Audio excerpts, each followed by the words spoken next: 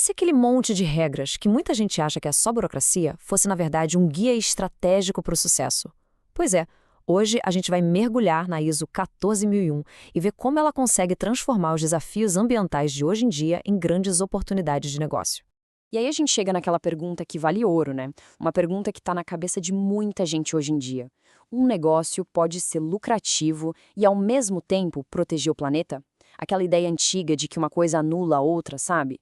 Já era. O grande X da questão agora é como fazer essa parceria funcionar na prática. É isso que a gente vai descobrir.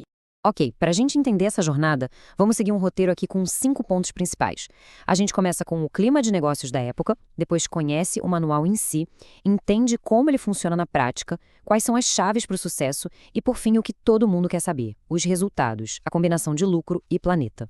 Muito bem, antes de abrir esse manual, a gente precisa entender o porquê dele existir, né? A história toda começa lá atrás, na segunda metade do século XX, quando o mundo, aos poucos, começou a despertar para uma realidade meio incômoda.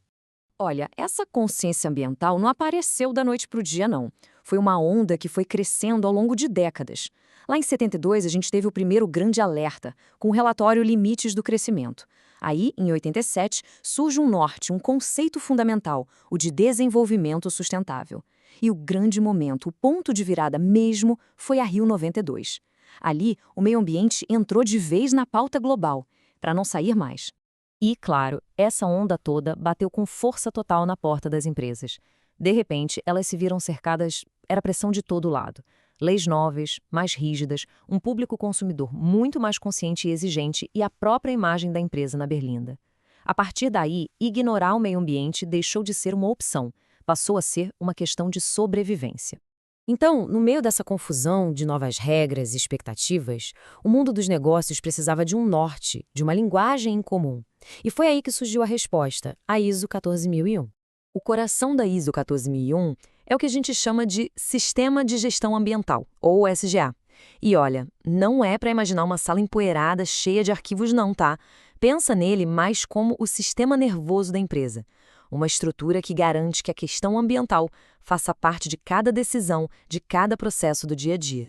A ISO 14001, que nasceu lá em 1996, veio para organizar tudo isso. É importante lembrar, é uma norma voluntária, ninguém é obrigado a seguir. Ela funciona como um roteiro, um passo a passo para qualquer empresa, seja grande ou pequena, de qualquer área, montar um sistema de gestão ambiental que realmente funcione. E aqui tem um ponto que é fundamental entender, porque muita gente confunde.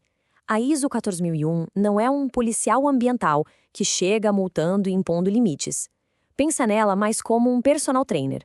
Ela não diz exatamente quanto peso levantar, mas ensina o método correto para ficar cada vez mais forte. O foco, então, não é numa meta final, mas sim no processo, na melhoria contínua. Ok, então como funciona esse processo na prática? Como é que as empresas tiram isso do papel? Vamos ver.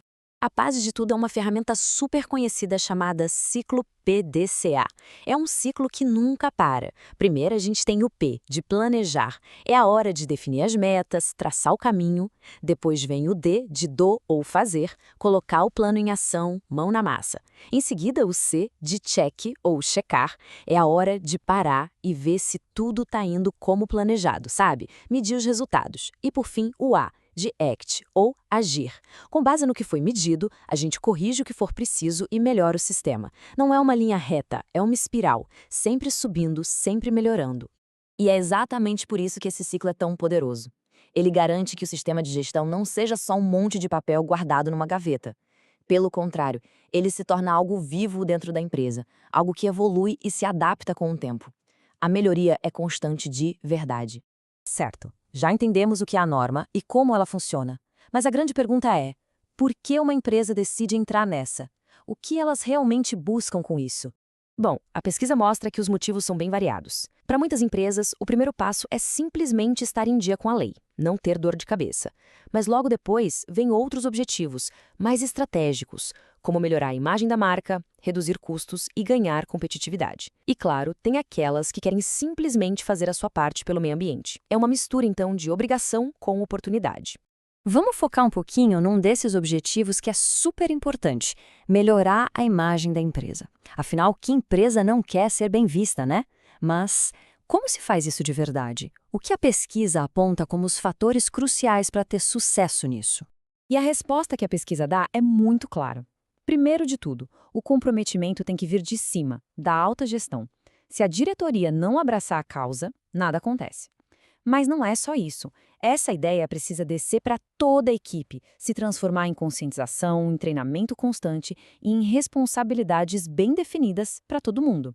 No fim das contas, não é só sobre mudar um procedimento, é sobre mudar a cultura da empresa inteira.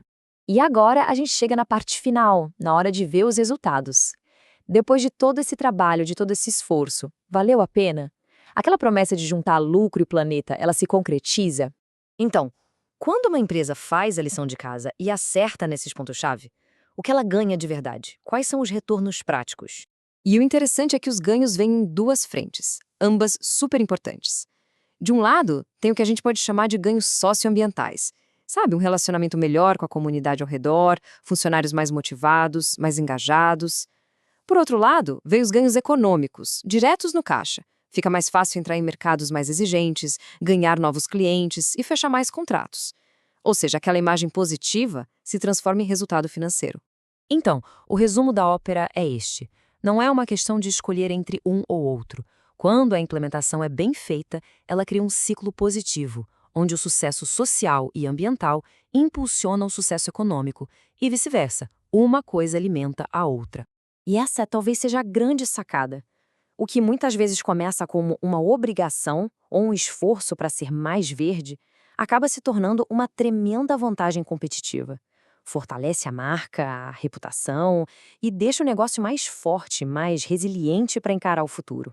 No fundo, tudo se resume a uma visão maior, como diz essa citação.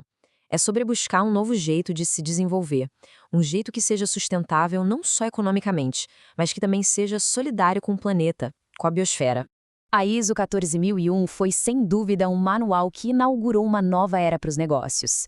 A grande questão, mais de 20 anos depois, é como as empresas de hoje estão adaptando e reescrevendo esse manual para lidar com os desafios que são ainda maiores. Qual será o próximo capítulo dessa história? Fica aí a reflexão. E muito obrigado pela companhia.